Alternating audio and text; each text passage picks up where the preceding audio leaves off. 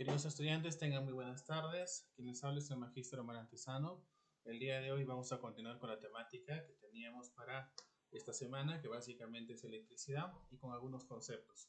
Para finalizar la clase, les voy a pasar un video que voy a dejar junto como en la descripción de este video para que ustedes puedan revisarlo y ver algunos ejemplos de ejercicios o experimentos que ustedes pueden realizar.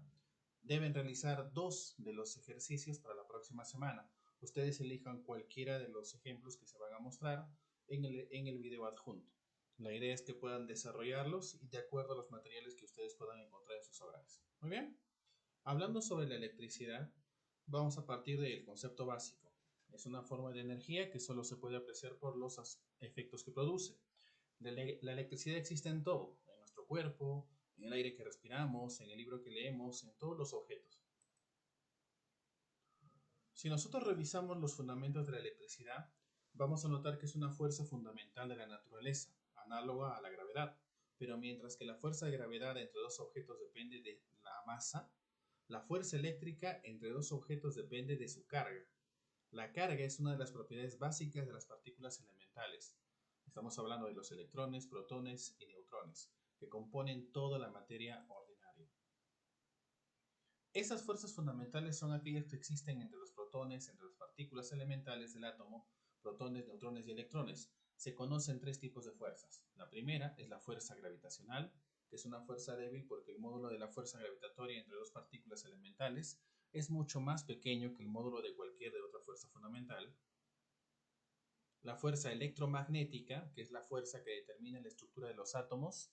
Los electrones se mantienen en órbita alrededor del núcleo por atracción eléctrica, del mismo modo que los planetas se mantienen en órbita alrededor del Sol por la atracción gravitatoria entre los electrones que ejercen entre sí. La siguiente es la fuerza nuclear. Esta fuerza es muy grande cuando las partículas están muy próximas unas a otras, pero disminuyen rápidamente con la distancia. Y también encontramos la de fuerza débil. Es también una fuerza de corto alcance limitado solo al núcleo.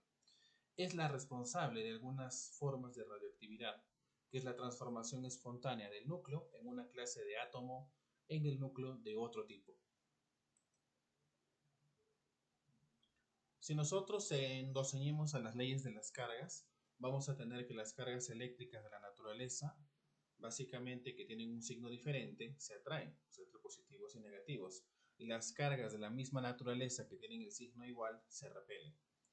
Hablando sobre la ley de Coulomb, aun cuando los fenómenos electrostáticos fundamentales eran ya conocidos en la época de Charles Coulomb, estamos hablando entre 1736 a 1806, no se conocían aún la proporción en la que esas fuerzas de atracción y repulsión variaban. Fue este físico francés quien, tras poner un método de medida de fuerza sensible a pequeñas magnitudes, lo aplicó al estudio de las interacciones entre pequeñas esferas dotadas de carga eléctrica. Como consecuencia de estos estudios, se llegó a determinar el campo eléctrico. Es más útil imaginar que cada uno de los cuerpos cargados modifica las propiedades del espacio que lo rodea, con su sola presencia. Supongamos que solamente está presente la carga Q. Después de haber retirado la carga Q en el punto P, se dice que la carga Q crea un campo eléctrico en el punto P, o sea, un cambio en la estructura. Este campo eléctrico hay que tener claro que las cargas de diferentes signos se atraen y las de igual signo se repelen, aun cuando se encuentren separadas. La región de influencia recibe el nombre de campo eléctrico. O sea, a pesar de que no estén juntas o pegadas, van a influenciar esas fuerzas. El campo eléctrico es visible, pero su fuerza ejerce acciones sobre los cuerpos cargados y por ello es fácil detectar su presencia y así como medir su intensidad. Dos cargas iguales se repelen y dos diferentes se atraerán.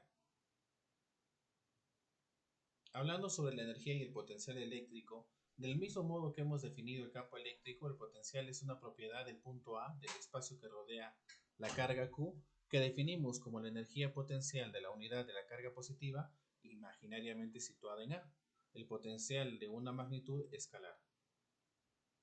Esas fuerzas eléctricas entre dos o más cargas aparece una fuerza denominada fuerza eléctrica, cuyo módulo depende del valor de las cargas, de la distancia que las separa, mientras que su signo depende del signo de la carga. Las cargas del mismo signo se repelen entre sí. mientras que las del signo, bueno, de los que tienen un signo distinto, se atraen.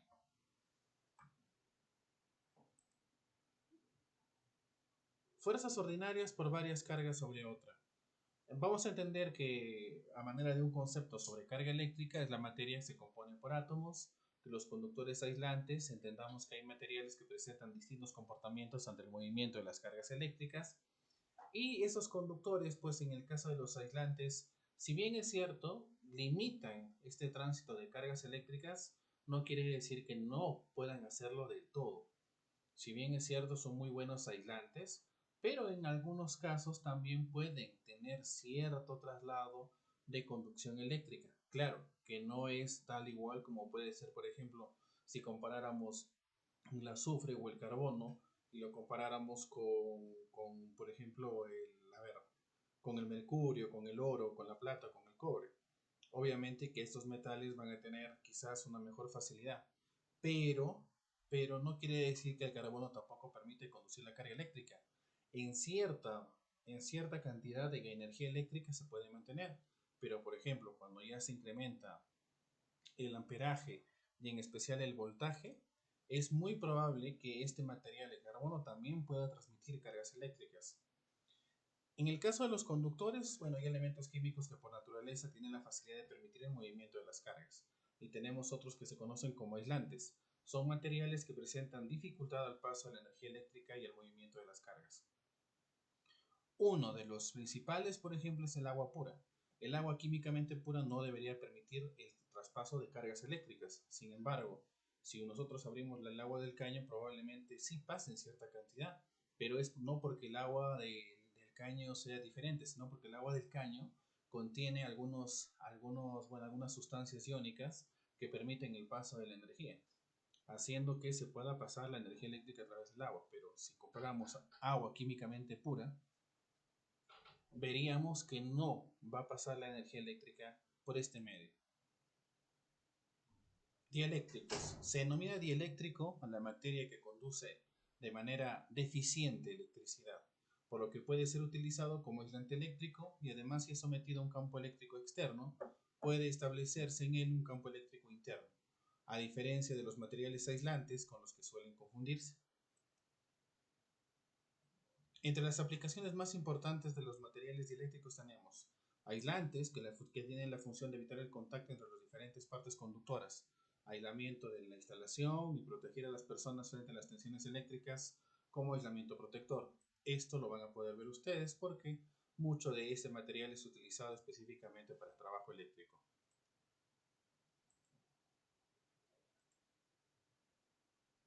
Algunas aplicaciones físicas. El electromagnetismo es un fenómeno físico cuyo origen son las cargas eléctricas y cuya energía se manifiesta en fenómenos mecánicos, térmicos, luminosos, químicos, entre otros. Se pueden observar de forma natural en los rayos, que son descargas eléctricas producidas por el rozamiento de las partículas de agua en la atmósfera, electricidad estática, y es parte esencial del funcionamiento del sistema nervioso en nuestros propios cuerpos.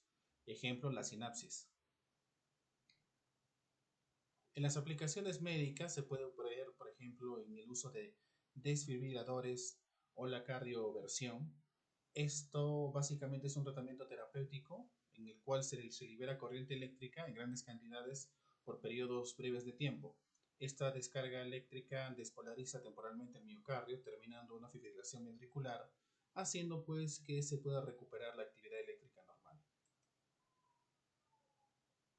En la aplicación médica también, no sé si ustedes han visto en diferentes, no sé, películas, videos, etcétera, un electrocardiograma, que básicamente es una prueba que registra la actividad eléctrica del corazón que se conduce en cada latido cardíaco.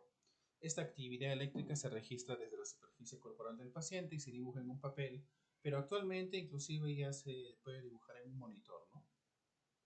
Y básicamente se observan las diferentes ondas que son estimuladas por las aurículas y las ventrículas. Bien, queridos jóvenes, gracias por su atención hasta este punto. Antes de terminar, quiero mencionarles lo siguiente. Que les estoy adjuntando este video también. Me gustaría que lo vieran, es apenas de 5 minutos.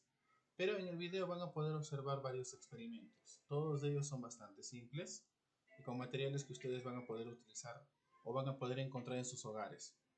Entonces yo les suplico a todos por favor que elijan 2 de los experimentos de todos de los que se puede visualizar para que los puedan registrar y los puedan adjuntar con evidencias. Ya saben que con una grabación como máximo de 1 minuto a su propio Google Drive y lo comparten.